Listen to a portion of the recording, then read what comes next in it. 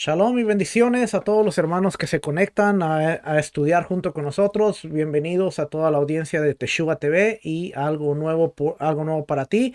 Estamos contentos en este día de estar en este espacio de estudio en el cual estamos viendo el cristianismo a través, o la historia, el cristianismo a través de la historia, qué es lo que ha sucedido durante mucho tiempo. Y ya llevamos una buena cantidad de videos, la verdad. Hemos estado estudiando muchas cosas interesantes desde la persecución, los años que han ocurrido. Hoy en día vamos a hablar un poquito acerca de Constantino. La semana pasada empezamos a introducir lo que este emperador, cómo entra a escena, de qué manera entra a escena y qué es lo que pasa cuando entra a escena. Fue una introducción muy general.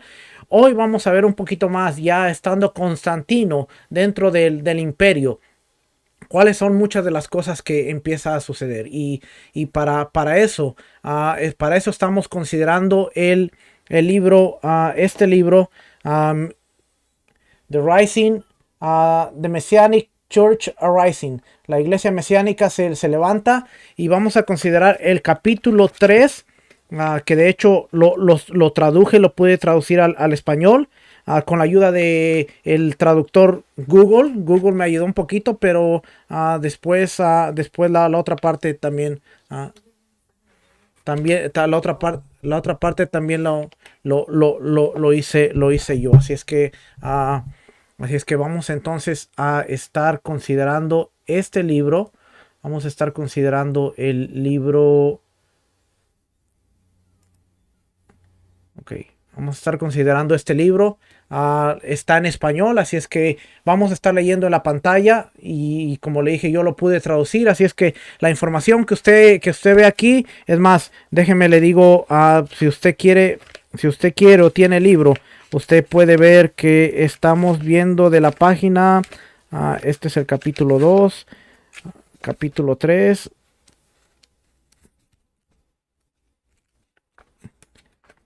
capítulo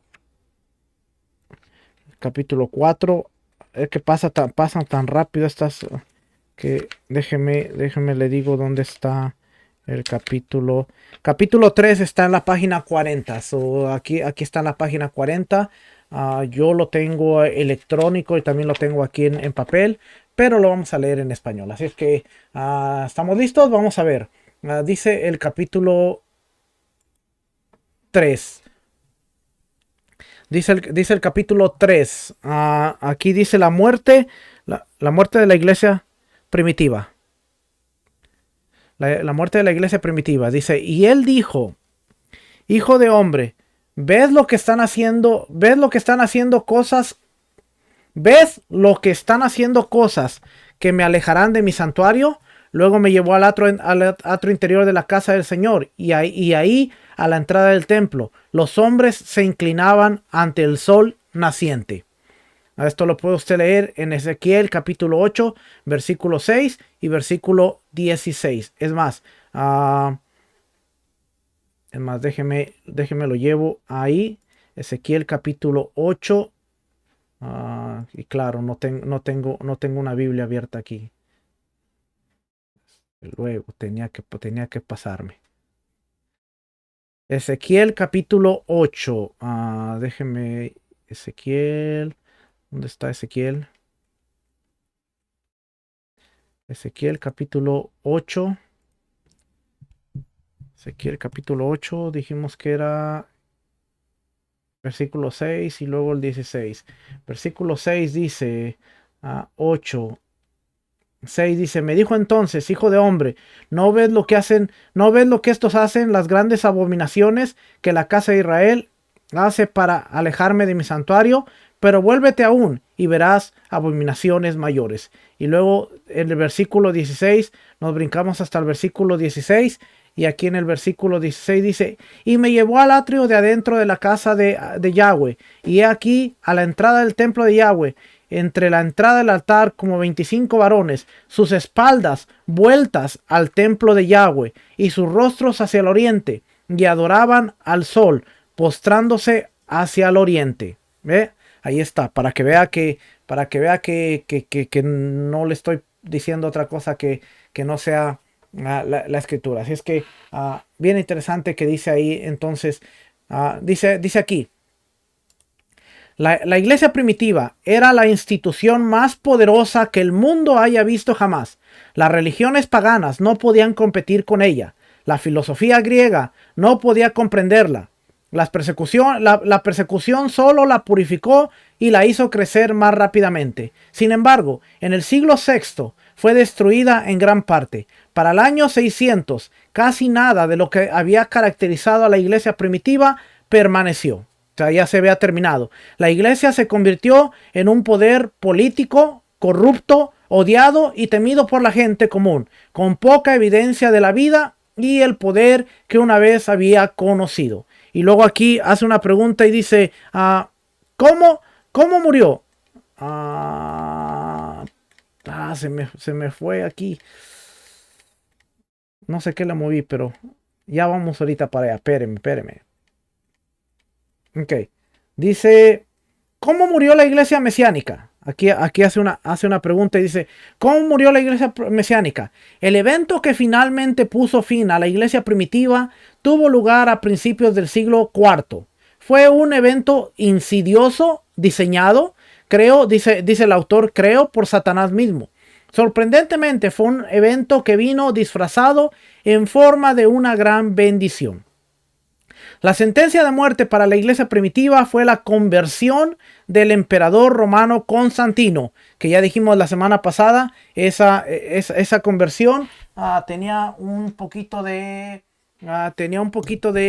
entre se convirtió o no se convirtió, tenía un poquito de no sabemos si creerle o no creerle, así es que tenía un poquito de dudas. Pero dice aquí la conversión de Constantino, del emperador romano Constantino.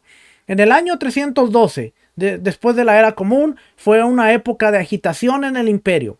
El trono imperial estaba vacío y varios rivales lucharon por tomar el control. Dos de los rivales eran Constantino y Magencio.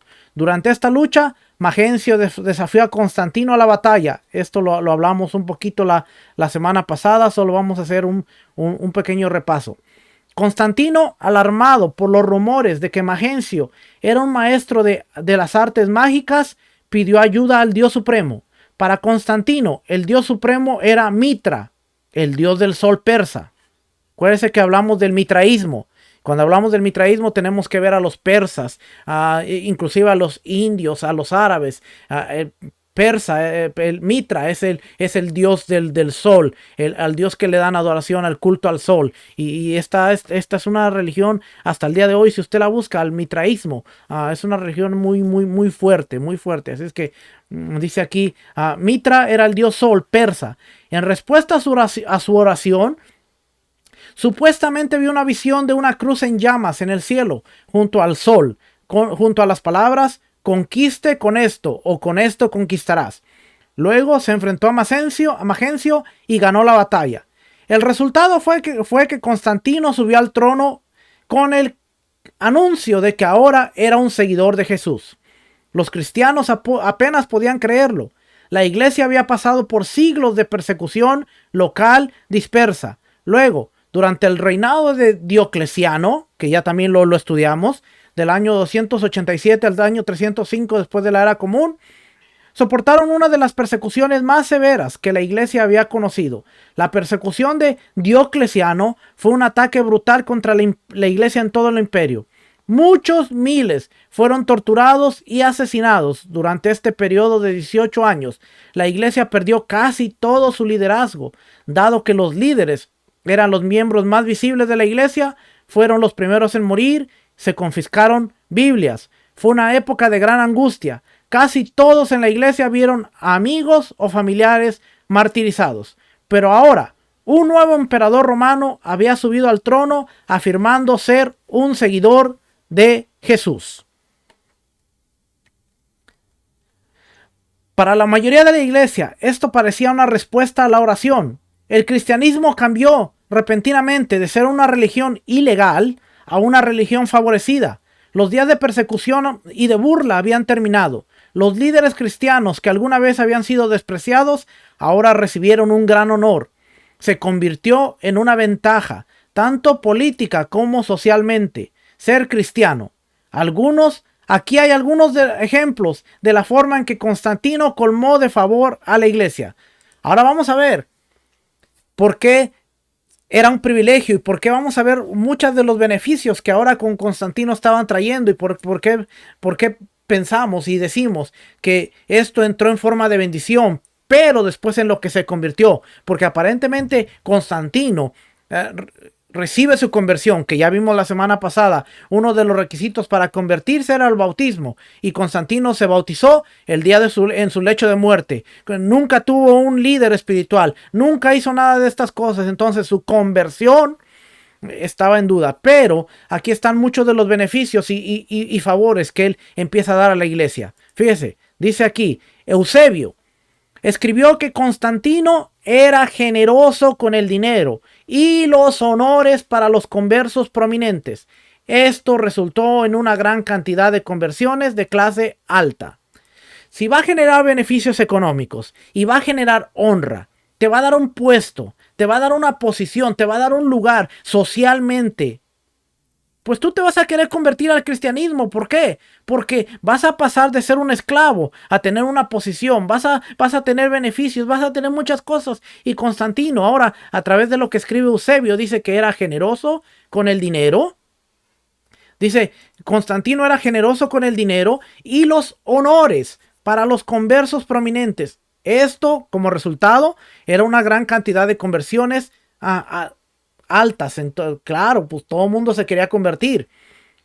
Proclamó el domingo, número 2, proclamó el domingo como una fiesta romana oficial para que los cristianos pudieran adorar libremente. Le dio a sus soldados cristianos el día libre los domingos. Más tarde, hizo que el descanso del domingo fuera obligatorio para todos. Ya vamos a hablar más adelantito de esto. Constantino gastó grandes sumas de dinero en la construcción de nuevas iglesias. Muchos fueron erigidos en la propia Roma y magníficos edificios en lugares famosos de Jerusalén. Se construyeron numerosas iglesias en la nueva capital y en todo el imperio.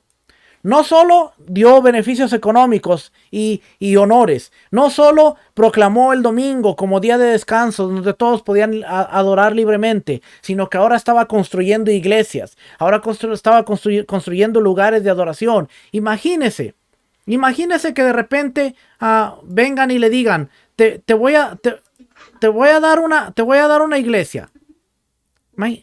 Imagínese que de repente le digan, te voy a dar una iglesia.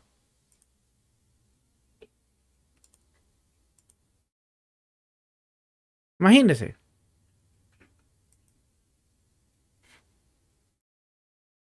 Imagínese qué pasaría. Que de repente le digan, te voy a dar una iglesia para que tú tengas un lugar de adoración. Pues Constantino estaba gastando grandes sumas de dinero en la construcción de nuevas iglesias. Muchos fueron en Roma y muchos de los lugares, en lugares famosos de Jerusalén. Vamos a hablar más tarde de la mamá de Constantino, que ella es la que viaja a Jerusalén y muchos de los lugares famosos, la tumba de Jesús, el lugar, el Monte Calvario y muchos de los lugares donde se levantaron las iglesias, fue parte de Constantino que estaba haciendo todo esto. Seguimos leyendo. Constantino donó una gran cantidad de propiedades para crear donaciones para las iglesias. Un escritor comentó que en Italia despojó el patrimonio imperial en beneficio del nuevo Dios. Como resultado, la iglesia pronto se convirtió en el terrateniente más importante de Italia. Oiga lo que estamos diciendo, porque ahora la iglesia se está convirtiendo en el lugar más poderoso de ¿dónde? Italia. ¿Y dónde está actualmente la iglesia romana? En Italia. ¿Y dónde está el imperio de la iglesia? En Italia.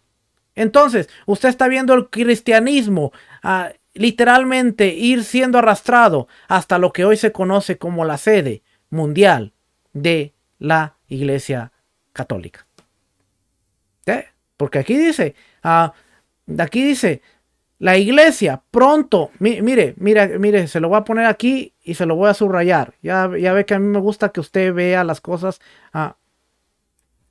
Dice ahí, como resultado, la iglesia pronto se convirtió en el terrateniente más importante de Italia. Ojo, ahora ya no es Jerusalén. Ahora hay una sede donde todo se está acumulando y donde todo está creciendo. Y esta sede es Italia. Y ahorita vamos a seguir viendo más cosas más interesantes. Fíjese, dice, en el año 356 después de la era común, el hijo de Constantino, Constantius, llevó las acciones de Constantino un paso más allá. Prohibió todos los sacrificios paganos bajo pena de muerte, cerró todos los templos paganos y destruyó muchos de ellos y convirtió otros en iglesias. Ahora el hijo está un paso más allá y ahora dice, todos aquellos que hagan cultos a los dioses paganos van a ser condenados a pena de muerte. Empieza a cerrar los templos. Algunos no los cierra, simplemente los convierte en iglesia.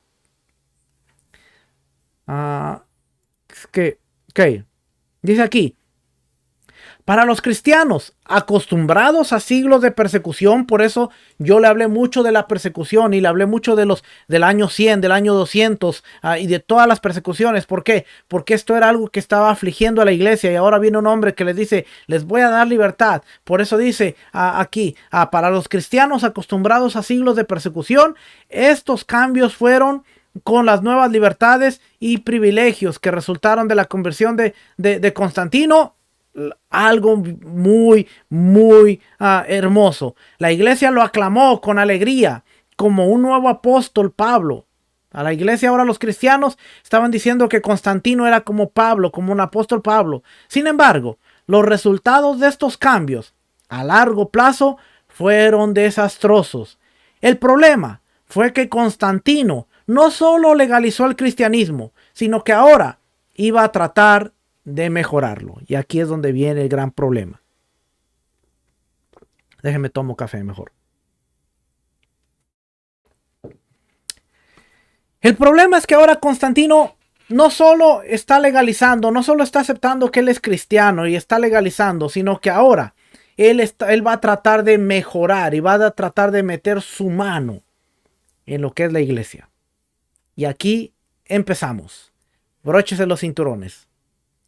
Cambios en la iglesia. A cambio de su favor, claro, Constantino le estaba dando muchas cosas. O ahora, a cambio de lo que Constantino estaba dando, ahora viene. Dice, bueno, yo les estoy dando templos, les estoy dando favor, les estoy dando todas estas cosas. Ahora, a cambio, aquí viene el cambio. A cambio de su favor, Constantino exigió el control. Uno de los títulos otorgados a un emperador romano era Pontifex Maximus o Máximo Pontífice. Pregunta, ¿cómo se le llama al Papa en Roma? ¿No se le llama al Máximo Pontífice? ¿O Maximus Pontífice? Este era el título que se le daba al emperador romano. Y este es el título que abraza la iglesia católica para llamarle a sus papas.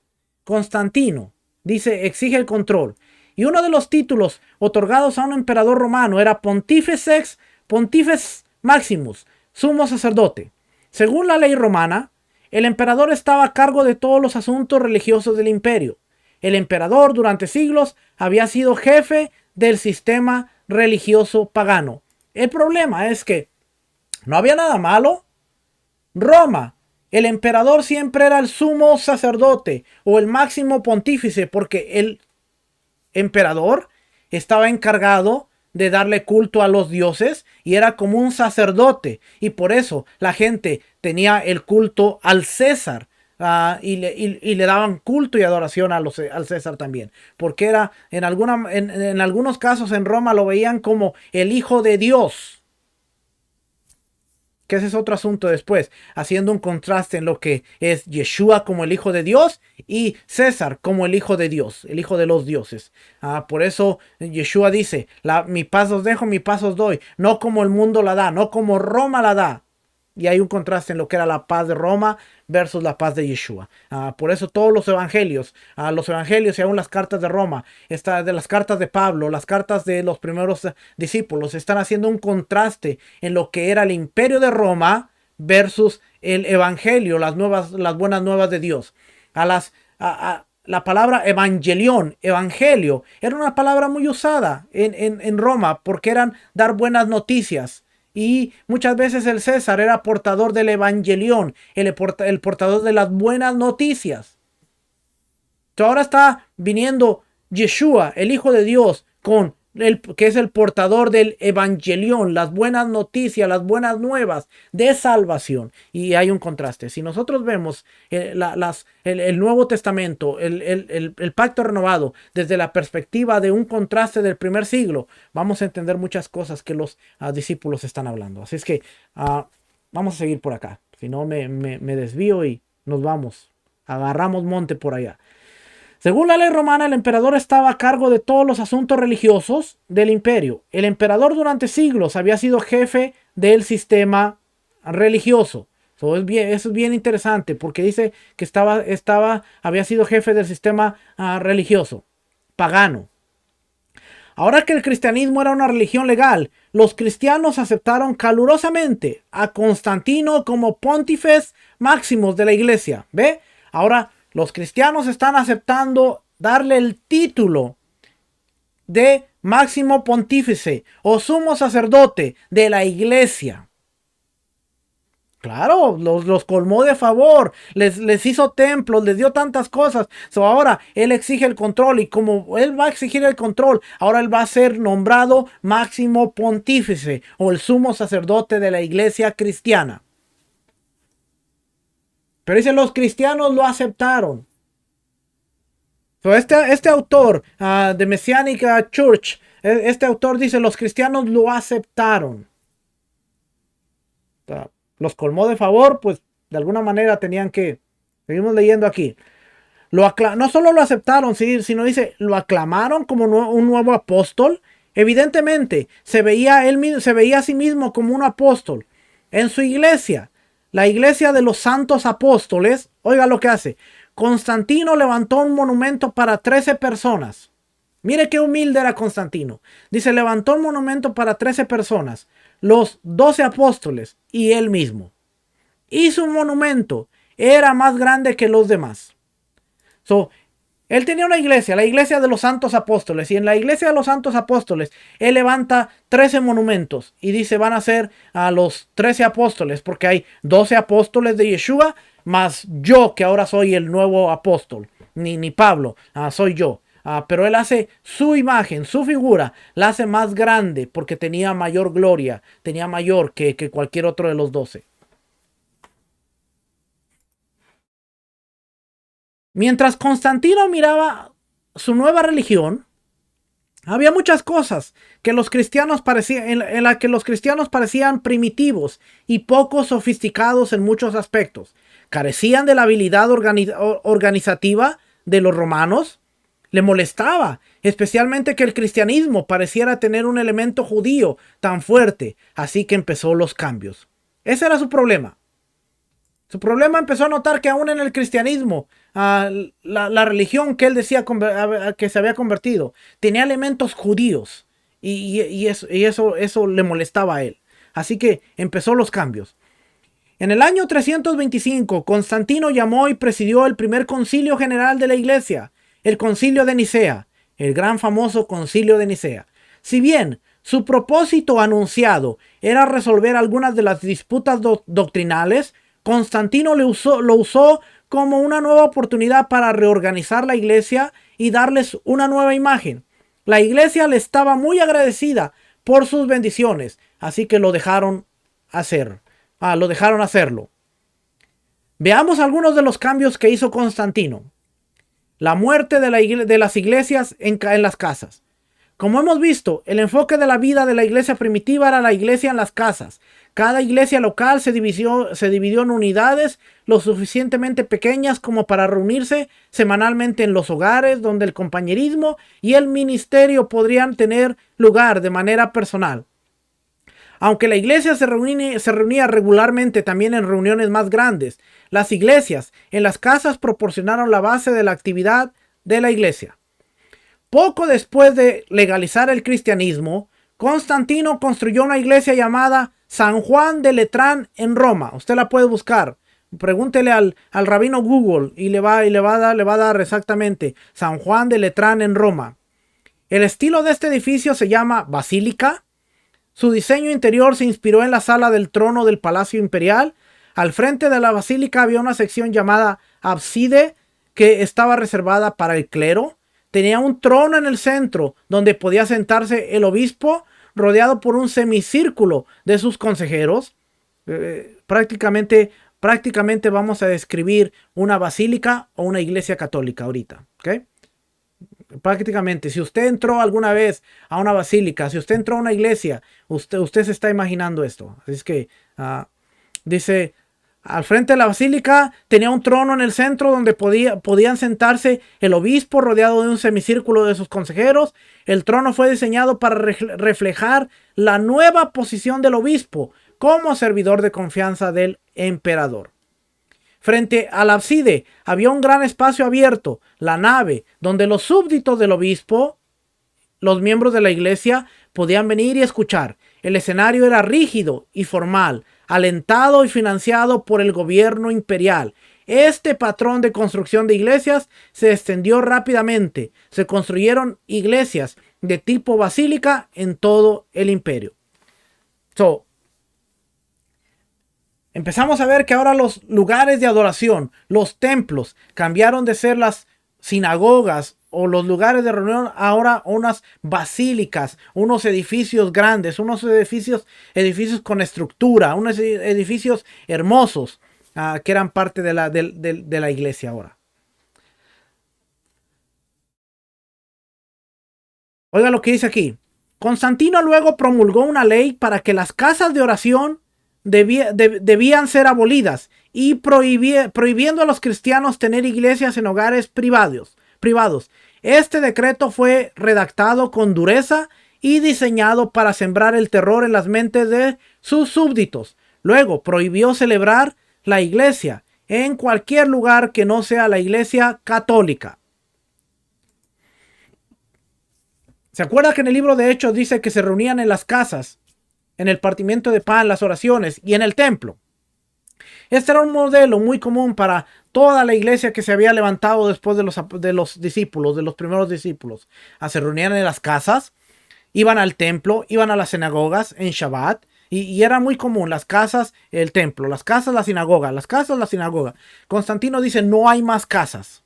Todo aquel que quiera venir tiene que venir a la iglesia, porque no hay más lugar que no sea la iglesia. Así es que, ¿qué proporcionó esto? El cambio de la iglesia, de la iglesia informal en las casas a la basílica. Déjenme subrayar esto que se me olvidó. Estaba tan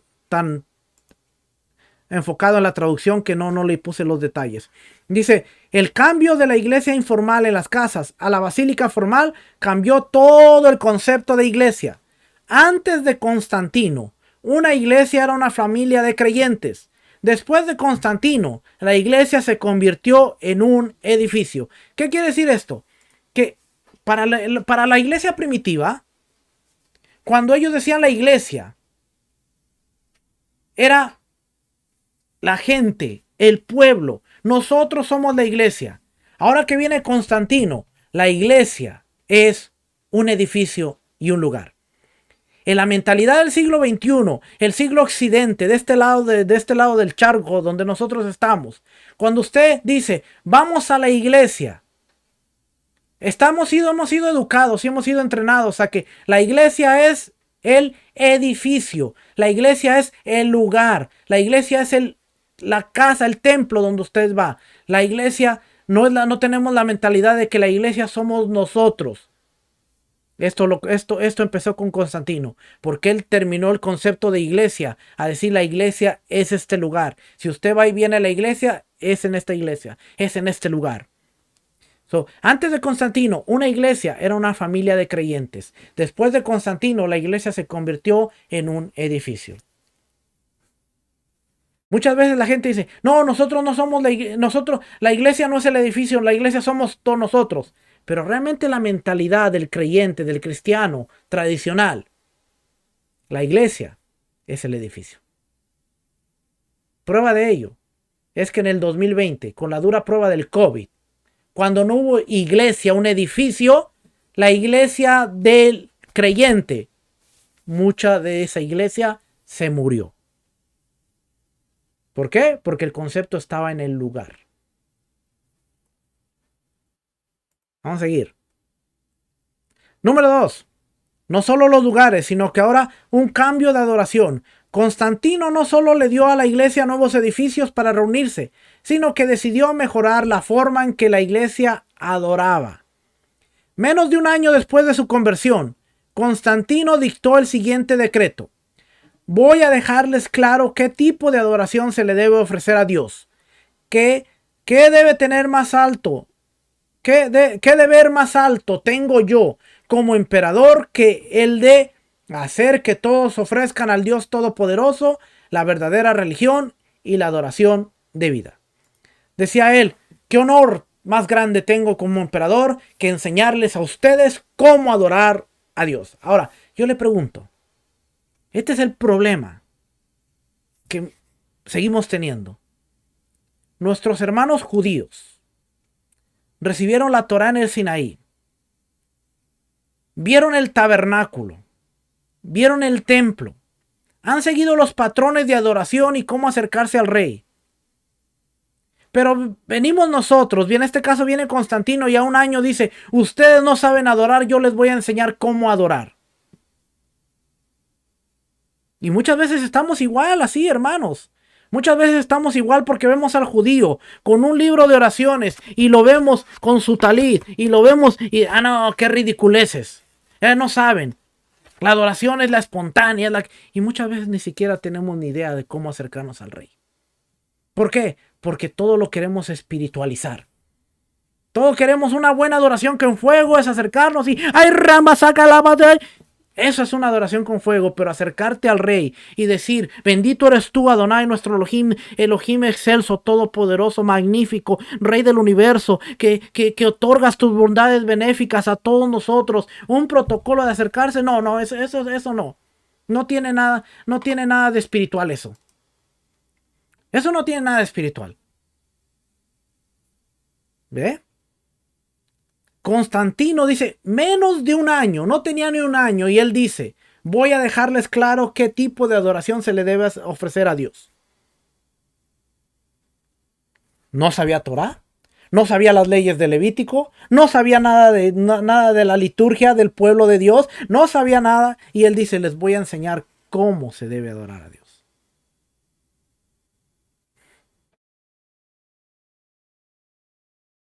Ay, ay, ay. Vamos a seguir leyendo.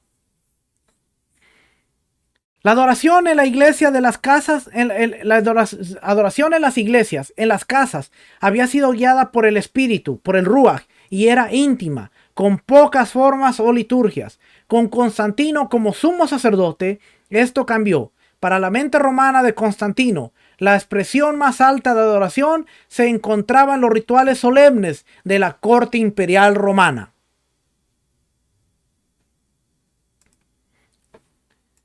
Los rituales que hacían en las cortes imperiales romanas, él dice, esa es la forma de adorar y eso lo vamos a traer aquí a la iglesia. Bajo Constantino, estos rituales originalmente desarrollados para la adoración, para la adoración del emperador pagano, fueron importados a la iglesia. Los servicios en el barco se convirtieron en ceremonias públicas solemnes. Se desarrollaron formas fijas de adoración escritas. La quema de incienso y el transporte de velas se convirtieron en expresiones de adoración generalizadas.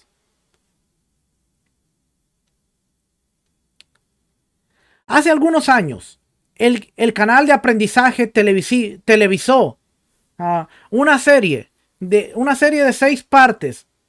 Mira, aquí me equivoqué en escribir 6. No sé cómo escribir 6. 6. Una serie de 6 partes sobre el imperio romano llamada Roma, Poder y Gloria. Creo que esa por ahí usted la encuentra. Creo que está en YouTube. Roma, Poder y Gloria. Creo que por ahí eso, si usted está interesado en ver que dirían por allá, voy a hacer una frase muy conocida.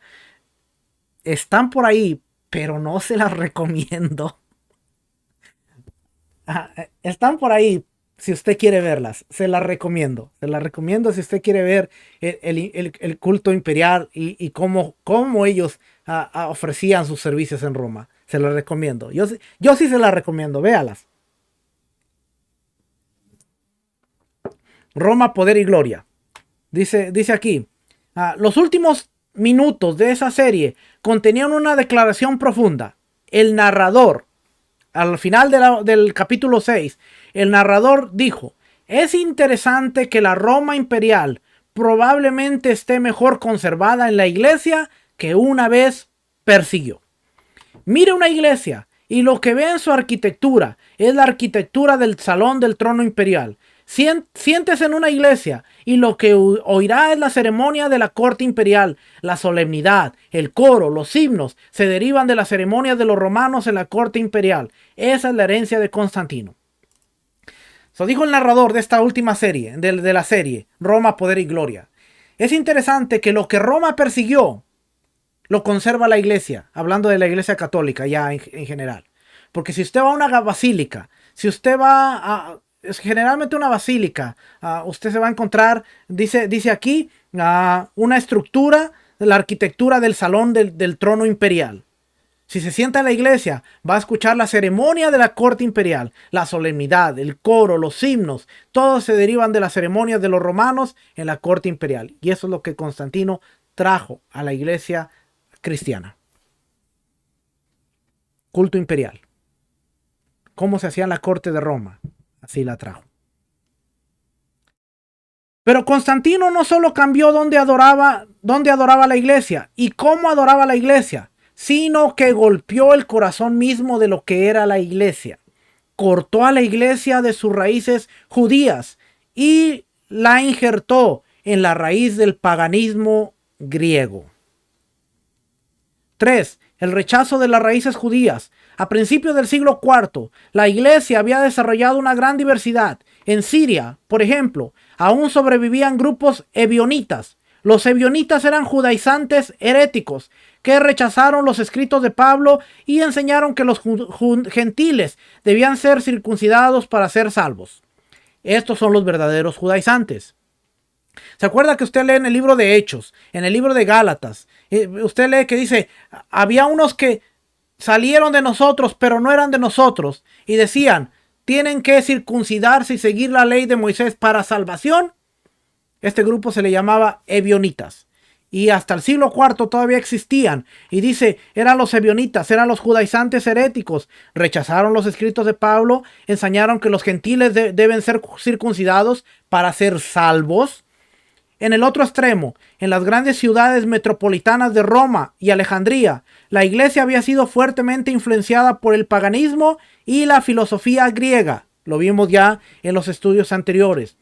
Estas iglesias rechazaron gran parte de su herencia judía, mezclando prácticas e ideas paganas con las de la Biblia. Sin embargo, en la mayor parte del imperio, la iglesia todavía se aferró a la herencia judía recibida de los apóstoles. Oiga, herencia judía recibida de los apóstoles. Como demuestro en el apéndice 2. Para eso hay que leer el capítulo 2.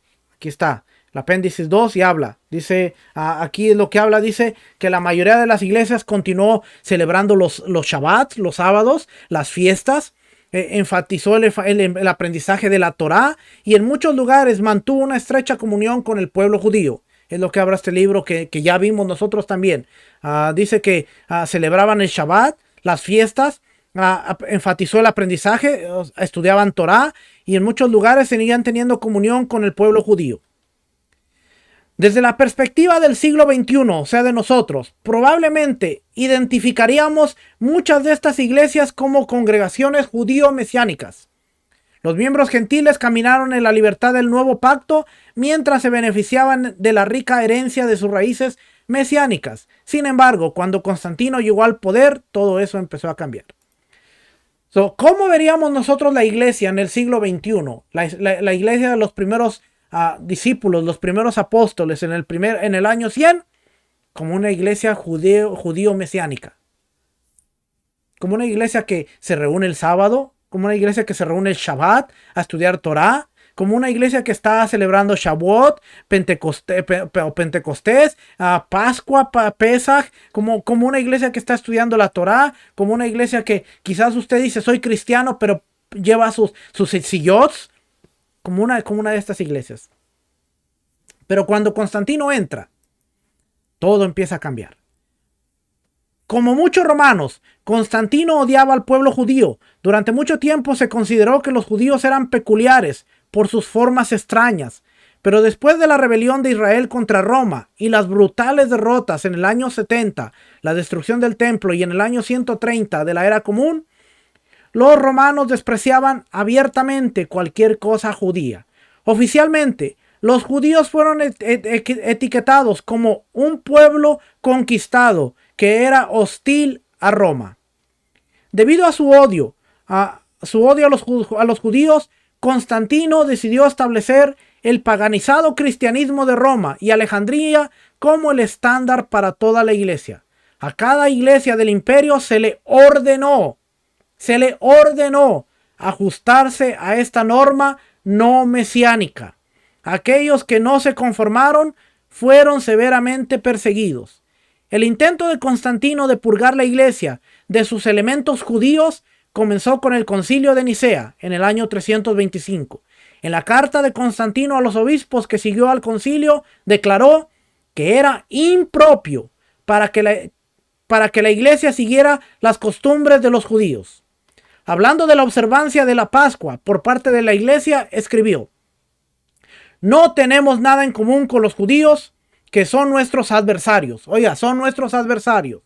Esta irregularidad, observando la Pascua, debe corregirse para que no podamos más tienen algo en común. Aquí el traductor se equivocó. Dice para que no tengamos más algo que ver o algo en común con los parricidas y asesinos de nuestro Señor. Prácticamente lo que estaba diciendo Constantino es: no vamos a celebrar la Pascua en el mismo día que nuestros adversarios, porque ellos son los que mataron y asesinaron a nuestro Señor. Por lo tanto, no vamos a hacer lo mismo que ellos. Con Pascua. Eusebio, un contemporáneo y partidario de Constantino, resumió la decisión tomada en Nicea de esta manera: parece algo indigno que debemos seguir las prácticas de los judíos. No tengamos nada en común con la detestable multitud judía. Retirémonos de toda participación en su bajeza. Ora continuamente para que tu alma no sea mancillada por la comunión con sus costumbres. Todos deben unirse para evitar toda participación en la conducta de los judíos. Cuando estudiemos un poquito los concilios de Nicea, vamos a ver, ahorita solamente esta es la carta y la resolución que ellos estaban hablando y dando. Dice aquí, ya se me fue la hora. Bernard Lazare describe los cambios resultantes de Nicea de esta manera: antes de Nicea, los cristianos asistían a la sinagoga y celebraban las fiestas judías. Se requirió la acción del Concilio de Nicea para liberar al cristianismo de este último vínculo por el cual todavía había estado atado a su cuna. Aquellos que siguieron la práctica judía fueron marcados como anatema y fueron cortados, que eventualmente se convirtió en un crimen contra el Estado, punible o castigable con la muerte. No debemos asumir que la aceptación del decreto de Nicea fue inmediata y universal. Durante cientos de años, los concilios eclesiásticos adicionales consideraron necesario repetir la prohibición del cristianismo mesiánico, a menudo amenazando con severos castigos para aquellos que continuaran celebrando su herencia judía. Eso quiere decir que aún después del concilio de Nicea, mucha gente siguió apegada a sus raíces judías, contrario a lo que enseñan en el sistema tradicional del cristianismo, donde dice: Cristo vino a terminar con todo y Pablo enseñó a que ya no se siguiera todo. Aquí vemos que fue necesario hacer más concilios y a seguir repitiendo, no tenemos que participar de las costumbres mesiánicas, no tenemos que hacer todo esto, serán anatemas, va a haber castigos, va a haber muerte a través de los concilios. ¿Por qué? Porque la gente seguía haciéndolo, seguía siguiendo a las costumbres mesiánicas, las costumbres judías. Mire lo que dice aquí. Aquí hay algunos ejemplos. Concilio de Antioquía en el año 345, 20 años, 20 años después de Nicea. Oiga la resolución del concilio. Si algún obispo, presbiterio o diácono se atreve después de este decreto a celebrar la Pascua con los judíos, el concilio lo juzga de anatema de la iglesia. Este consejo no solo lo destituye del ministerio, sino también a cualquier otro que se atreva a comunicarse con ellos. Suena parecido, ¿verdad? A cualquiera que se le ocurra seguir raíces hebreas, le vamos a quitar el título, el puesto, y a todos los que se atrevan a hablarles, les vamos a dejar de hablar. Los vamos a bloquear de Facebook, de Twitter, de Instagram, los vamos a borrar del contacto telefónico.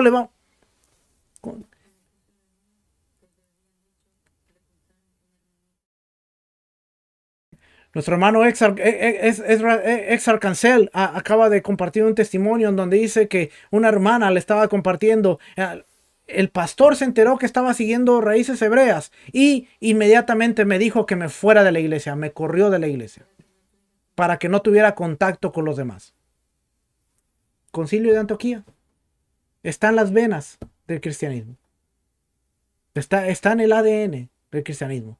Por eso es que inmediatamente cuando una persona está siguiendo raíces hebreas, no, saquemos esta enfermedad, saquemos esta peste de aquí, porque no, nos va a echar a perder a todo el rebaño sano. ¿Sí? ¿Qué? El antisemitismo. Concilio de Antioquía, año 345. El Consejo de la Odisea, 20 años después, 365 después de la era común. Oiga lo que dice en el 365. No está permitido recibir festividades que no sean de judíos. Que sean de judíos, perdón. No está permitido recibir festividades que sean de judíos. Ni celebrar una fiesta con ellos. Canon 37. Los cristianos no deben judaizar. Oiga, aquí está otra. Muy apegada a la iglesia. Los cristianos no deben judaizar descansando en sábado, sino que deben trabajar en ese día. Pero si se encuentra que alguno es judaizador, que sea anatema de Cristo. Aquel que observara Shabbat era judaizante y estaba judaizando. No voy a decir nada más. Vamos a seguir leyendo. No voy a portar bien. El Consejo de Agde, Francia, 500. Mire, el año 500, 506. Los clérigos, o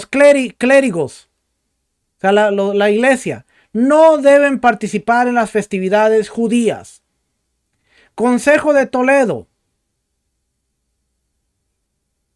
en el siglo VII. La Pascua, el año 700. 700 años después, mire lo que está sucediendo. La Pascua debe celebrarse uniformemente en el tiempo fijado por el decreto de Nicea, en lugar del momento de la Pascua. Al año 700 todavía están diciendo, en Nicea se dijo que no tenemos que celebrar la Pascua de los judíos, sino que la Pascua de Nicea. Y todavía la gente seguía celebrando en el año 700. El Consejo de Nicea, el año 787. Aquellos que guardan el sábado, abierta o secretamente, y siguen otras prácticas a la manera de los judíos, no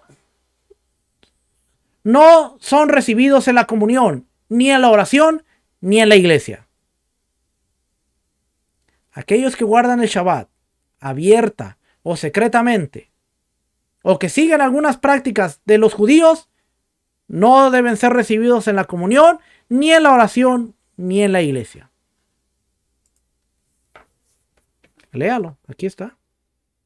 Y es más, si usted va a la parte de atrás, yo no lo puse aquí, pero a la parte de atrás dice aquí, quiero ver, sí, ahí donde dice notas finales. End notes. Ahí, toda esta parte que dice end notes está dando las fuentes de donde todo esto está para que usted vea que es un documento, fuentes históricas. Por ejemplo, Eusebio, la Iglesia Eclesiástica, edición popular, Baker Book House, 1973, página 186, 187. Usted ve las referencias aquí, mire. Ahí está todas las referencias, mire. ¿Ve? Ahí está, capítulo 3. Aquí está el capítulo 3 que estamos leyendo. Aquí están todas las referencias. Para que vea que en cuanto a los concilios, no es algo que se lo están inventando, sino son la resolución. Ahora, déjeme terminar aquí porque a la luz de estas declaraciones, uno debe hacer una pregunta obvia. Si los elementos judíos del cristianismo se extinguieron antes del primer siglo, como se les ha enseñado a muchos, ¿por qué los concilios eclesiásticos seguían luchando para erradicar estas influencias 700 años después? Si Cristo abolió la ley, si los discípulos ya no siguieron la ley, si Pablo enseñó a no guardar la ley, ¿por qué 700 años más adelante todavía seguían empedernados en guardar la ley de los judíos? ¿Por qué?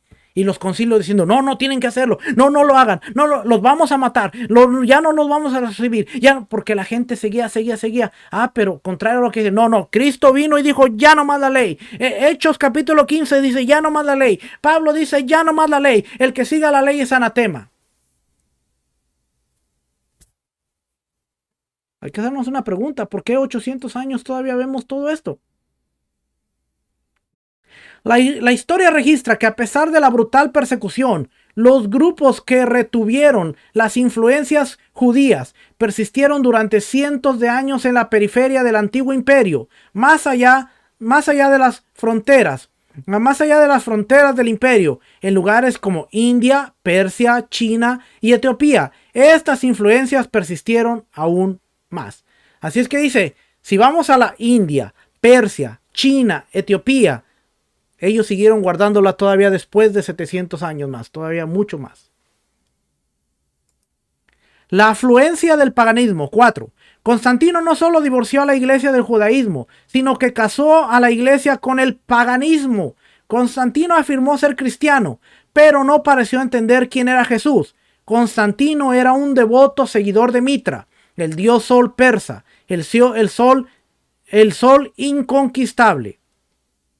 Cuando Constantino vio la visión de una cruz en el cielo junto al sol, aparentemente asumió que Jesús era una manifestación de Mitra. Debido a esto, mientras Constantino profesaba seguir a Cristo, también continuó adorando abiertamente a las deidades paganas.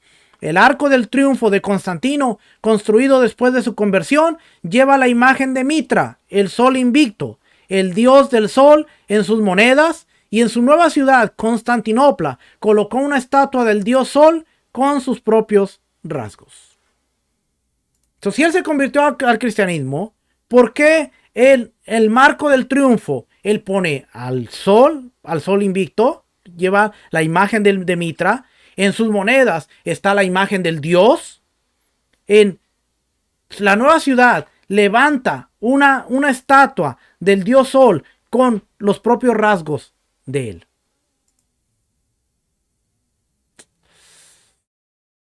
Espérame, esta cosa. ¿Qué apareció aquí esta cosa? Ok.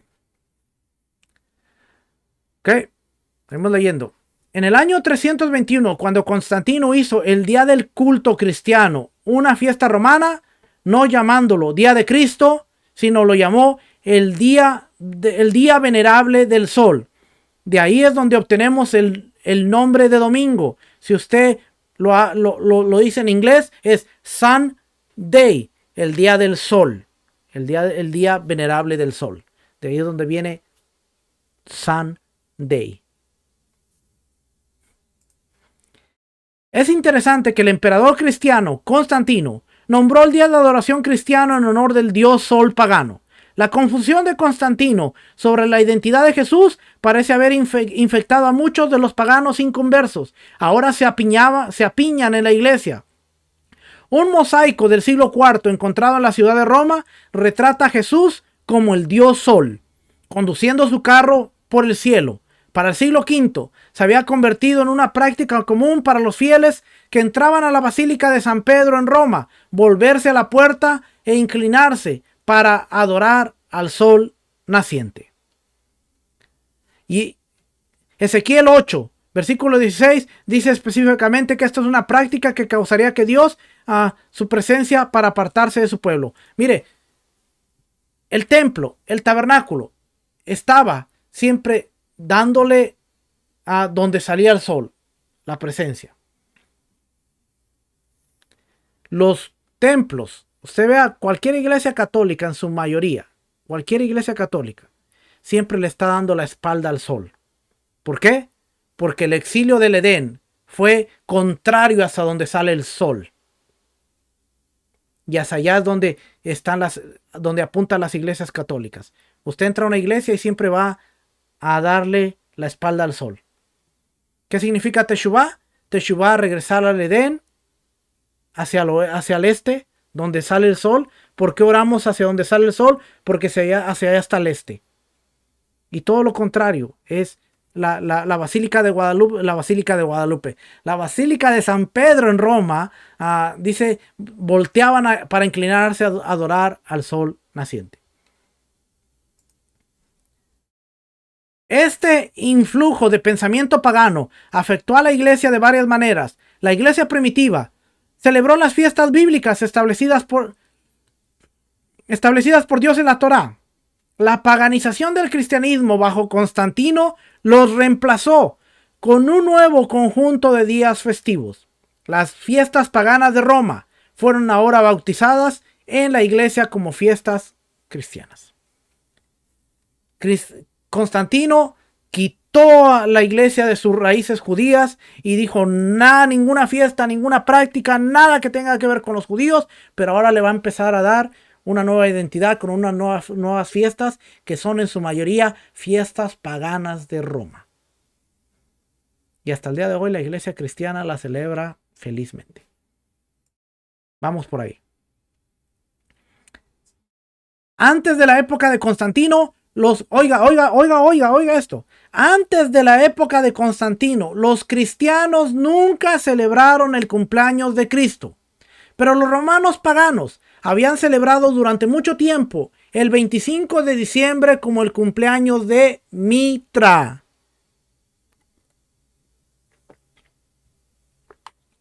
En el año 274, el emperador Aureliano había designado el cumpleaños de Mitra como fiesta oficial romana, también conocido como Saturnalia.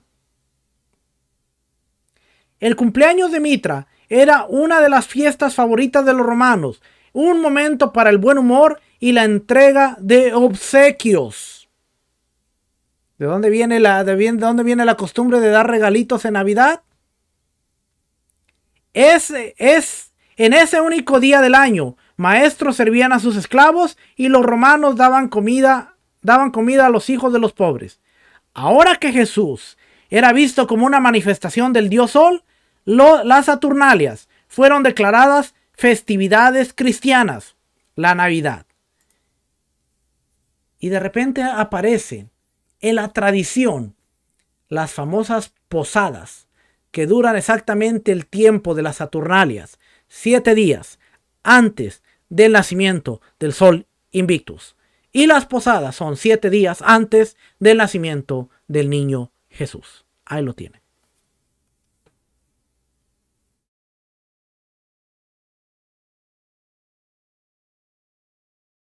Otra nueva fiesta para la iglesia fue la celebración de la fiesta primaveral de la fertilidad.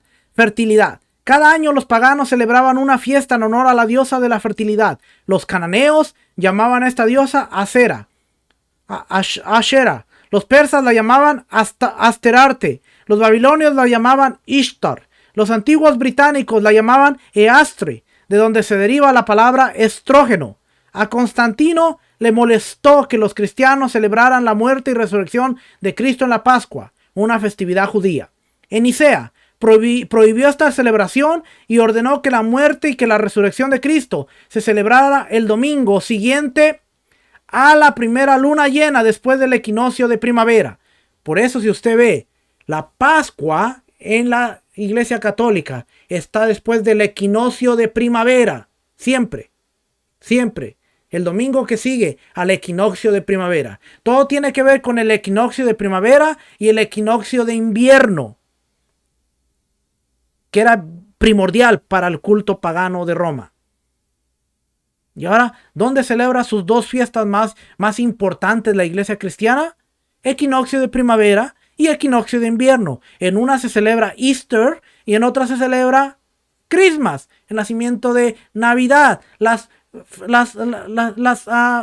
posaditas, las Saturnalias cristianas. Espero que no se enoje conmigo, Dice, se celebraba el domingo siguiente a la primera luna después de equinoccio de primavera, un tiempo asociado con el festival de la fertilidad de primavera. Esta era también una fiesta festiva para los romanos, siendo una diosa de la fertilidad. El símbolo de Ishtar o Eastre era el huevo, y darlos como regalos en celebración de festividad. De ahí viene el huevito de Easter. Y ahora las iglesias se reúnen para que los jóvenes, los niños, anden juntando huevitos. Porque Constantino dijo, hay que poner esto. Y tal como se hacía en Roma, hay que hacerlo. Y no tiene nada malo. Es para los niños. ¿Qué tiene de malo un huevito? ¿Qué tiene de malo un chocolatito? ¿Qué tiene de malo? Si Dios conoce nuestro corazón y Dios sabe.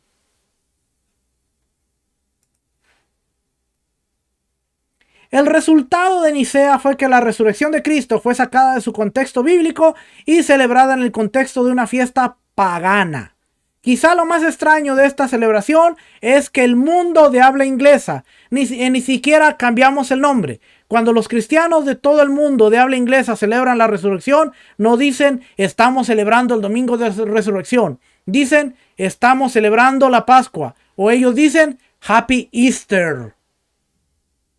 Y Easter era la diosa Ishtar, Asherah, Asterah. So, cuando ellos siguen diciendo Happy Easter, ya sabe qué significa, ¿verdad? Happy Easter, así como Happy Birthday, Jesus. De hecho, llamamos la resurrección de Cristo con el nombre de una diosa pagana. Si bien las influencias paganas eran evidentes en la iglesia antes de Constantino, sus decretos hicieron del cristianismo paganizado el estándar oficial de la iglesia. Para fines del siglo IV, el imperio fue oficialmente cristianizado. Los templos paganos se convirtieron en iglesias cristianas. En algunos casos, los sacerdotes, los sacerdotes paganos incluso se convirtieron en sacerdotes cristianos. Solo se cambiaron los nombres. Mire, eso está muy de moda. Está muy de moda, hermano. Porque solo se cambiaban el nombre, seguían siendo los mismos sacerdotes paganos. Y se cambiaban el nombre.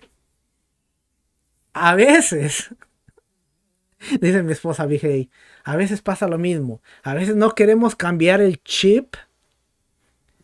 Y creemos que el cambio del nombre nos va automáticamente ya. A veces no queremos entrar en un estudio profundo de lo que es la raíz de la fe, en un estudio cultural, sociológico, arqueológico, un estudio serio. Pero a veces decimos, no, es que ahora ya no soy el pastor Carlos. Ahora soy el Roé. Soy el Roé Carlos Benabrán. Soy la misma burra, solamente que revolcada. No cambio la mentalidad. Y no quiero dejar mi... No, ahora soy Roé. Pero seguimos orando igual. Seguimos decretando igual. Seguimos proclamando igual. Seguimos haciendo las mismas cosas, pero ahora soy un maestro de la Torah. No, no funciona así. Hermano, tenemos que desaprender todo lo aprendido. Y tenemos que decir no sé nada. hacernos humildes y empezar a aprender desde cero. No podemos traer algo que es cuadrado y meterlo donde es redondo. Y la mentalidad de mucha gente es, oh, entonces esos conceptos los aplico a lo que ya tengo y le doy para adelante. No. Fíjese lo que pasó aquí. ¿Me porté bien? Ok, dice que me porté bien. Los templos, solo se cambiaron los nombres. A los paganos se les dijo que vivían en un imperio cristiano y que era su responsabilidad vivir como cristianos. Ahora era obligatorio. El problema es que, aunque ahora eran oficialmente parte de la iglesia, no conocían a Jesús. Todavía eran paganos. Sus creencias habían cambiado. Sus creencias no habían cambiado. Ellos respondieron a los decretos oficiales dando nombres cristianos a sus deidades paganas y santuarios cristianos continuos para adorar como lo habían hecho antes. Fíjense lo que pasó aquí. Un culto común era el culto de Isis. Isis, una diosa egipcia, se llamaba la Gran Virgen y la Madre de Dios. Comúnmente se le muestra sosteniendo al niño Horus en una pose muy similar a las primeras imágenes cristianas de María y el niño Jesús. Los adoradores de Isis comenzaron a llamar a Isis por el nombre de María y de esta manera podrían seguir adorándola. Los adoradores de Artemisa, que era Diana, también utilizaron este estratagema. Oh, ya no estoy adorando a Isis, estoy adorando a María. Pero es la misma Isis. Oh, ya no estoy adorando a Diana, estoy adorando a María. Pero es la misma Diana. Solo cambiaron. A través de esto, el honor y la reverencia justamente debidos a María se pervirtieron con frecuencia en una forma de idolatría que habría horrorizado a la Madre de Jesús. De la misma manera, los adoradores de otros dioses paganos usaban los nombres de santos y mártires cristianos. Si fueras un granjero pagano y te dijeran que ya no puedes ir a tu templo y orar al Dios de la cosecha, ¿qué harías? Ve al edificio de la iglesia, que solía ser tu templo, y reza al santo patrón de la cosecha. Tu adoración no ha cambiado. Pero en lugar de adorar al Dios de la cosecha, ahora le estás haciendo una oración a San Pedro para que tengas cosecha. Y le cambiaste el nombre. Pero sigues tu mentalidad y tu culto. Sigue siendo lo mismo. Y por eso las iglesias católicas empezaron a llenar de imágenes.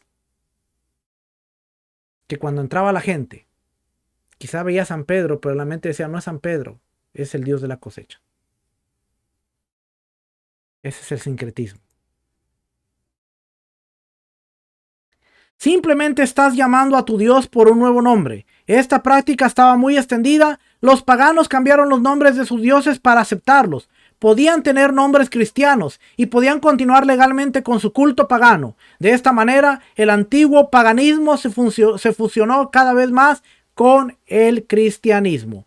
Para el año 600, el paganismo había inundado la iglesia. Muchos de los líderes de la iglesia eran incrédulos. Los que se sostuvieron fieles a la verdad fueron perseguidos como enemigos del imperio. La superstición y la idolatría eran desenfrenadas. Las Biblias estaban escritas porque aquí quizás usted se va a identificar. Las Biblias estaban escritas en un idioma que la gente no podía entender y encadenadas al púlpito donde no se podían leer. Hasta antes de la reforma de Lutero, muy pocos leían la iglesia, la Biblia. ¿Por qué? Porque esa era para estar en el púlpito de la iglesia católica y olvídate. Ahí lo tiene usted. Deme 5 minutitos. Fíjese lo que dice aquí. La iglesia se convirtió en una organización política poderosa y rica con poca evidencia de verdadera vida espiritual. Cuando el sistema político de Roma se derrumbó, la iglesia intervino para llenar el vacío.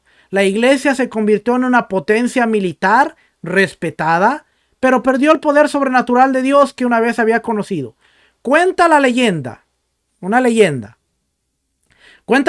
que cuando Francisco de Asís recibió una audiencia con el Papa Inocencio III, El Papa llevó a Francisco a su salón del trono y mostró con orgullo su oro y joyas.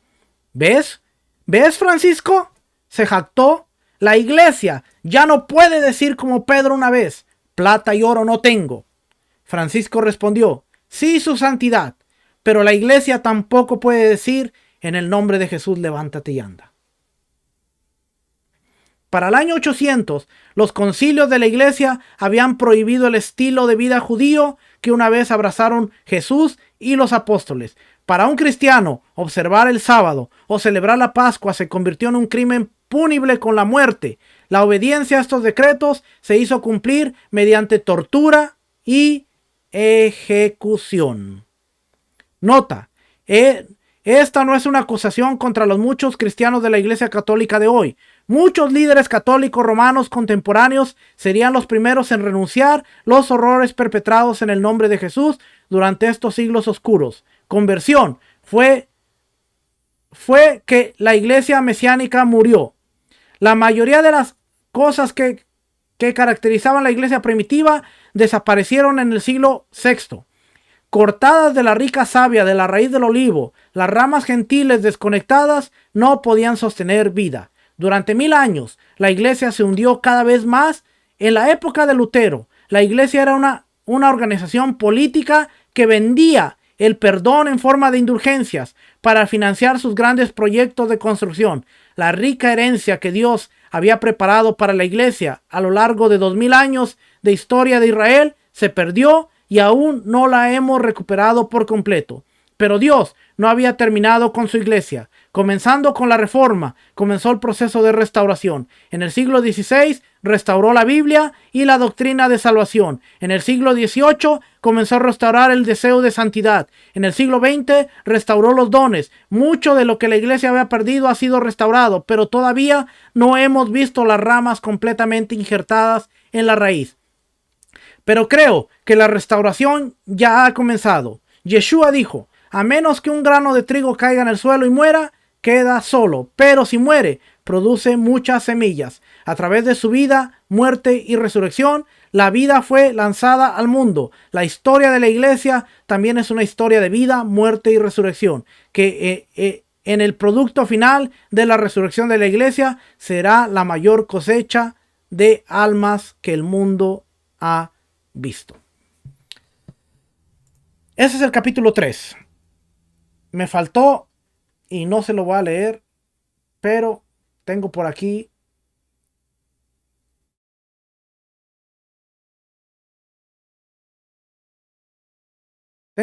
de el diccionario, de este diccionario de teología. Me lo pongo por aquí. Diccionario de teología de Harrison Everett. Es una enciclopedia. Tengo Navidad. La próxima semana vamos a hablar un poquito de Navidad y año cristiano. ¿Ve? Aquí está Navidad. Y después, si nos vamos al año cristiano, también nos habla acerca del origen del año cristiano. Y nos habla, todo esto habla del año cristiano. ¿Ve? Es un tema muy, muy, muy largo. Todo esto ya lo leí yo, así es que familia, no le quito más su tiempo. Acuérdese, mi intención no es ofender a nadie. Mi intención es darle datos históricos que usted puede validar. Darle cosas claras, concisas que usted puede validar. Hermano, ¿por qué usted celebra 25 de diciembre? Porque es el nacimiento de Jesús. ¿Realmente es el nacimiento de Jesús? Vea los primeros 100, 200, 300 años de historia y vea cuándo la iglesia primitiva celebró el nacimiento. ¿Cuándo viene esto? Después del concilio. ¿Y por qué? Porque en el 25 de diciembre la mayoría de deidades, de los dioses paganos, habían nacido en el 25 de diciembre. Así que era lo más lógico traer algo y presentarlo como el día del nacimiento de Yeshua, de Jesús. Y todo el mundo lo celebra. Y tú le tocas Navidad a alguien y se enoja. Hermano, si usted realmente quiere conocer el nacimiento de su Salvador, usted tiene que entender el templo. Usted tiene que entender las 24 órdenes sacerdotales de David en el libro de Crónicas. cómo se dividieron. Usted tiene que ir con esa información a ver el libro de Lucas. Y el libro de Lucas le da la información. Zacarías estaba oficiando. Cuando le tocaba al papá de Juan el Bautista oficiar, tiene que ir a Crónicas y ver en qué tiempo del año él estaba oficiando. Porque 6 meses después se le anuncia el embarazo a Miriam, a Miriam. Y después vemos que Juan el Bautista tuvo que haber nacido durante el mes de marzo y abril, que era en Pesaj, para que 6 meses después nace nuestro Salvador Yeshua, que es entre septiembre y octubre, en la fiesta de Sukkot. El lenguaje que usa Lucas, que os vendrá noticias de gran regocijo y de salvación, es un lenguaje que está figurado en el tiempo de la fiesta de Sukkot. Por eso Yeshua nace en Sukkot y el anuncio tiene que ver con la fiesta de Sukkot. ¿Cómo lo sé? Porque tengo libros como este, Ceremony and Celebrations, porque tengo libros como se me perdió, por ahí tengo otro libro. Oh, aquí está. Tengo libros como este, Rosh Hashanah y el reino mesiánico venidero. Tengo libros que me he enfocado a estudiar en cuanto